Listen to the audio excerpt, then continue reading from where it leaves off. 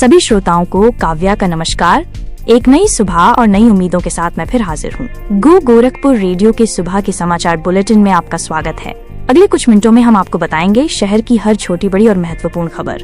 तो सबसे पहले एक नजर डालते हैं आज की प्रमुख सुर्खियों पर। रेलवे यात्रियों के लिए जरूरी खबर।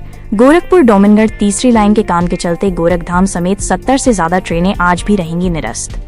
पुणे साइबर फ्रॉड मामले की आंच गोरखपुर तक पहुंची। कई सराफा व्यापारियों के बैंक खाते हुए सीज।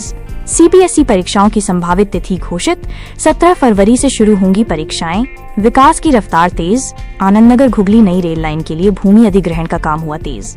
और दीनदयाल उपाध्याय गोरखपुर विश्वविद्यालय में इस साल रिकॉर्ड 7,900 छात्रों ने लिया दाखिला, बनाया नया कीर्तिमान। आइए अब जानते हैं इन खबरों को विस्तार से। रेल यात्रियों के लिए ये एक बेहद जरूरी सूचना है। गोरखपुर डोमिनगढ़ तीसरी लाइन और नकहा दोहरीकरण के काम के चलते बृहस्पतिवार को भी Gorakhdham express, Humsafar express, Dehradun express, Purvanchal express सहित 70 से ज्यादा ट्रेनें निरस्त रहेंगी, जबकि 50 से ज्यादा ट्रेनें परिवर्तित मार्ग से चलाई जाएंगी। सीबीएसई बोर्ड की परीक्षाओं की तैयारी कर रहे छात्रों के लिए महत्वपूर्ण सूचना है। बोर्ड ने 10वीं और 12वीं की परीक्षाओं के लिए संभावित समय सारिणी जारी कर दी है, जिसके अनुसार परीक्षाएं अगले साल 17 फरवरी से शुरू हो सकती हैं। जिले के लगभग 26,000 विद्यार्थी इन परीक्षाओं में शामिल होंगे। शहर के विकास को गति देते हुए आनंदनगर घुगली नई रेल लाइन परियोजना के लिए भूमि अधिग्रहण की प्रक्रिया तेज कर दी गई है। इस परियोजना के तहत फरेंदा के 5 गाँवों की लगभग 15 हेक्टेयर जमीन का अधिग्रहण किया जाएगा। सीपीआरओ पंकज कुमार सिंह के अनुसार इस लाइन के बनने से बिहार रूट की ट्रेनों के लिए एक वैकल्पिक मार्ग मिलेगा और महाराजगंज जिला मुख्यालय भी रेल मार्ग से जुड़ जाएगा। पुणे में हुए एक बड़े साइबर फ्रॉड के तार गोरखपुर से भी जुड़ गए हैं। इस मामले की जांच में गोलघर के कुछ सराफा व्यापारियों, रियल एस्टेट कारोबारियों और यहां तक कि कुछ पान और चाय वालों के बैंक खाते भी पुणे साइबर क्राइम ब्रांच के निर्देश पर सीज कर दिए गए हैं। साइबर अपराध के उप निरीक्षक उपेंद्र सिंह ने लोगों से ऑनलाइन लेन देन करते समय विशेष सतर्कता बरतने की अपील की है। इन खबरों के बाद चलिए अब रुक करते हैं शहर की अन्य गतिविधियों की ओर। प्रतिमा विसर्जन की तैयारियां शुरू। दुर्गा पूजा और प्रतिमा विसर्जन को लेकर नगर निगम ने तैयारियां तेज कर दी हैं। नगर आयुक्त गौरव सिंह सोगरवाल ने निर्देश दिया है कि एकला बांध के पास विसर्जन के लिए कृत्रिम पोखरे बनाए जाएं। साथ ही पोखरों तक पहुंचने वाले रास्ते पर लोहे की प्लेट बिछाने और प्रकाश तथा पेयजल की पूरी व्यवस्था करने के भी निर्देश दिए गए हैं। सर्कुलर ट्रेन के संचालन में बाधा।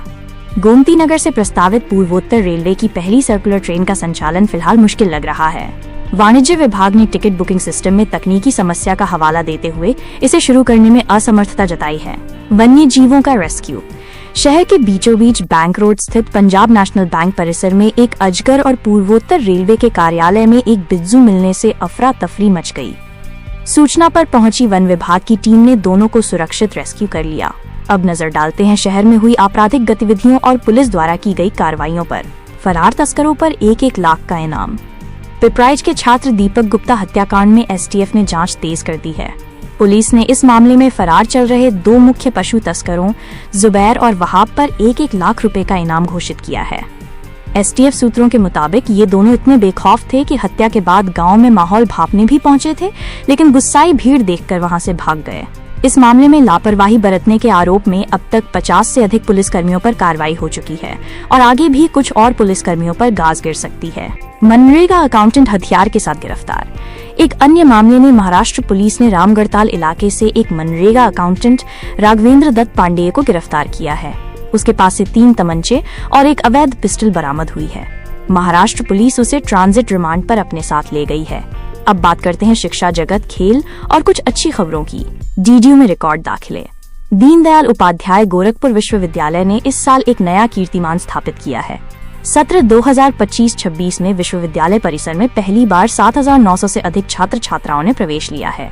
ये संख्या अभी और बढ़ सकती है क्योंकि कुछ पाठ्यक्रमों में प्रवेश प्रक्रिया जारी है। MMMUT में होगा एल्यूमिनी मीट। मदन मोहन मालवीय प्रौद्योगिकी विश्वविद्यालय में इस साल 15 और 16 नवंबर को पुरातन छात्र सम्मेलन यानी एल्यूमिनी मीट का आयोजन किया जाएगा। इस कार्यक्रम में 1975, 2000 और 2015 बैच के छात्र हिस्सा लेंगे और अपनी पुरानी यादों को ताज़ा करेंगे। सांसद खेल महोत्सव में मैराथन का आयोजन। बड़हलगंज में आयोजित सांसद खेल महोत्सव के तहत मैराथन दौड़ का आयोजन किया गया, जिसमें 700 से अधिक खिलाड़ियों ने हिस्सा लिया। बालक वर्ग में चौरी चौरा के संदीप ने प्रथम स्थान हासिल कर 75,000 रुपए, बांसगांव के प्रिंस ने द्वितीय स्थान प्राप्त कर 21,000 रुपए और धुरियापार के अभिषेक ने तृतीय स्थान प्राप्त कर 11,000 रुपए का नकद पुरस्कार जीता। वहीं बालिका वर्ग में बड़हलगंज की सृष्टि गौड़ ने पहला स्थान प्राप्त कर 25,000 रुपए, बड़हलगंज की ही खुशबू गुप्ता ने दूसरा स्थान प्राप्त कर 11,000 रुपए और चिल्लूपार की पूजा साहनी ने तीसरा स्थान प्राप्त कर 5,000 रुपए का पुरस्कार अपने नाम किया। राज्य स्तरीय जूडो प्रतियोगिता के लिए छात्र रवाना। गोरखपुर के युवा खिलाड़ी प्रदेश स्तर पर भी अपनी प्रतिभा का लोहा मनवाने के लिए तैयार हैं। पिपरौली क्षेत्र के 13 छात्र सहारनपुर में होने वाली 69वीं राज्य स्तरीय जूडो प्रतियोगिता में हिस्सा लेने के लिए रवाना हो गए हैं। अब जानते हैं शहर के सराफा बाजार का हाल। गोरखपुर में आज 25 सितंबर को 24 कैरेट सोने का भाव 11,294 रुपए प्रति ग्राम है और 22 कैरेट सोने का भाव 10,353 रुपए प्रति ग्राम है, जबकि 1 किलोग्राम चांदी का भाव 1.5 लाख रुपए है। अब आज के मौसम का हाल जानते हैं। गोरखपुर में आज मौसम मुख्य रूप से धूप वाला रहेगा, लेकिन हल्की बारिश की भी संभावना है। दिन में अधिकतम तापमान 35 डिग्री सेल्सियस और न्यूनतम तापमान 28 डिग्री सेल्सियस रहने का अनुमान है। दिन में हल्की बारिश या गरज के साथ बौछारें पड़ने की 15% संभावना है। तो ये थी शहर की कुछ प्रमुख खबरें। एक बार फिर मुख्य बातों पर नजर डालें तो डीडीयू में रिकॉर्ड एडमिशन एक अच्छी खबर है। वहीं दीपक गुप्ता हत्याकांड में पुलिस की जांच तेज हो गई है।